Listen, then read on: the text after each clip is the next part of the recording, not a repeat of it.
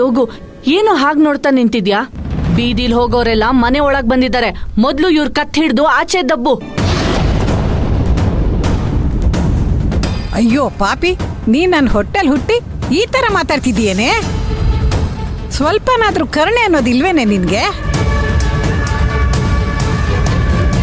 ಒಡಹುಟ್ಟಿದವ್ರ ಮಧ್ಯೆ ತಂದಿಟ್ಟು ತಮಾಷೆ ನೋಡ್ತಾ ಇದೀಯೇನೆ? ನಾನೇನ್ ತಮಾಷೆ ನೋಡ್ತಾ ಇಲ್ಲ. ನಿಮ್ ಮೊಮ್ಮಗನೇ ನಮ್ ಯೋಗಿ ಮೇಲೆ ಕೇಸ್ ಹಾಕಿರೋದು.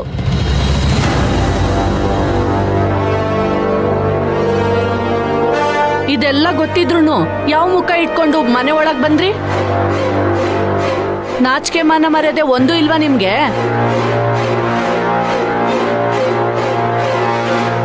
ನಾನೇನು ಈ ಮನೇಲಿ ಊಟ ಮಾಡಕ್ ಬರ್ಲಿಲ್ಲ ಕಣೆ. ಅದು ಏನಾದ್ರೂ ನಾವಿಲ್ಲಿಗೆ ಬಂದ್ರೆ ನೀನ್ ತಿನ್ನೋ ಅನ್ನಕ್ಕೆ ಮಣ್ಣು ಬೀಳುತ್ತೆ. ಆ ಭಯ ಅಲ್ವಾ ನಿನಗೆ? ನಿಮ್ಮ ಹತ್ರ ಮಾತಾಡಿ ನನ್ನ ಮರ್ಯಾದೆನೆ ನಾನು ಹಾಳು ಮಾಡ್ಕೊಳ್ಳೋದಕ್ಕೆ ನನಗಿಷ್ಟ ಇಲ್ಲ. ನಿನ್ನ ಪ್ರೀತಿಯ ಮಗನ ಕರ್ಕೊಂಡು ಇಲ್ಲಿಂದ ಹೊರಡು.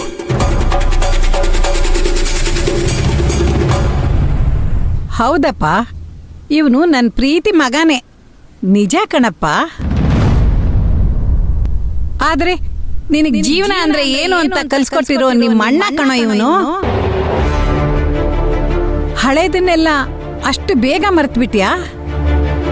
ಹಣ ಬಂದ ತಕ್ಷಣ ಅಣ್ಣ ತಮ್ಮ ಅನ್ನೋದು ನೆನಪಿಗೆ ಬರೋದಿಲ್ವೇನೋ ಪಾಪಿ?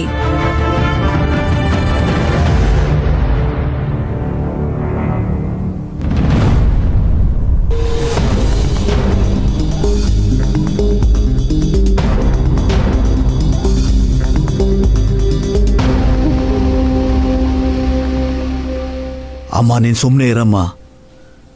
ಯೋಗರಾಜು, ಕೆಲವೊಂದು ಕಹಿ ಘಟನೆಗಳು ಎಂಥ ಸಂಬಂಧನಾದರೂ ದೂರ ಮಾಡುತ್ತೆ.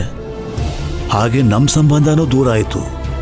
ಅದಕ್ಕೆ ನಾನು ನನ್ನ ಮೇಲೆ ಬೇಜಾರು ಮಾಡ್ಕೋತೀನಿ ಹೊರತು ನಿನ್ನ ಮೇಲೆ ನನಗೆ ಯಾವ ಕೋಪನೂ ಇಲ್ಲ ಕಣೋ. ಇಲ್ಲಿವರೆಗೂ ಯಾವತ್ತಾದರೂ ನಿನ್ನ ಹತ್ರ ಬಂದು ಜಗಳ ಮಾಡಿದ್ದೀನಾ? ಇಲ್ಲ ಮಾತಾಡಿದ್ದೀನಾ?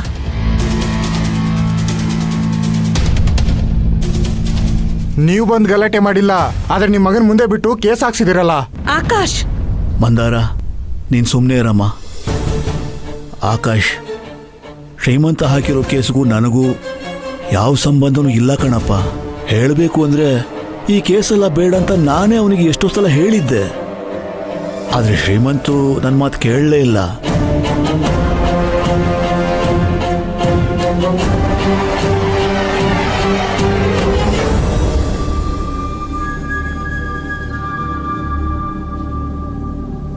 ಅಣ್ಣ ತಮ್ಮ ಅಂದಮೇಲೆ ಸಣ್ಣ ಪುಟ್ಟ ಮನಸ್ತಾಪಗಳಾಗತ್ತೆ, ಜಗಳಗಳು ಬರುತ್ತೆ.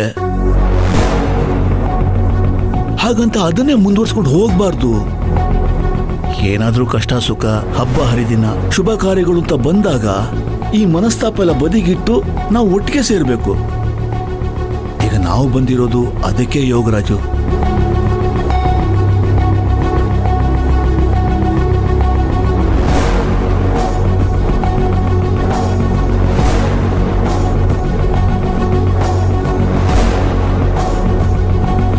ಹೌದು ಕಣ ಯೋಗಿ, ನಮ್ಮ ಶ್ರೀಮಂತುಗೆ ಹೆಣ್ಣು ನೋಡಕ್ ಹೋಗ್ತಾ ಇದ್ದೀವಿ. ನಿಮ್ಮಿಬ್ಬರ ಮಧ್ಯೆ ಅದೇನೇ ಮನಸ್ತಾಪ ಇದ್ರು ಅದನ್ನ ಬದಿಗಿಟ್ಟು ನೀನು ಮಂದಾರ ಬಂದು ನಮ್ ಜೊತೆಗೆ ಹೆಣ್ಣು ನೋಡಕ್ ಬರ್ಬೇಕು ಅಂತ ಕೇಳ್ತಾ ಇದ್ದೀನಪ್ಪ.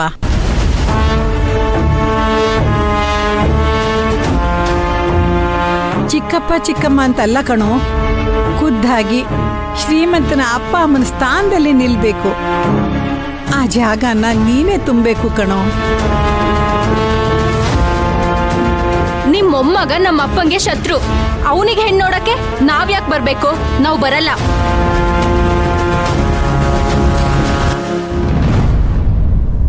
ಅಪ್ಪ, ಅಜಯ್,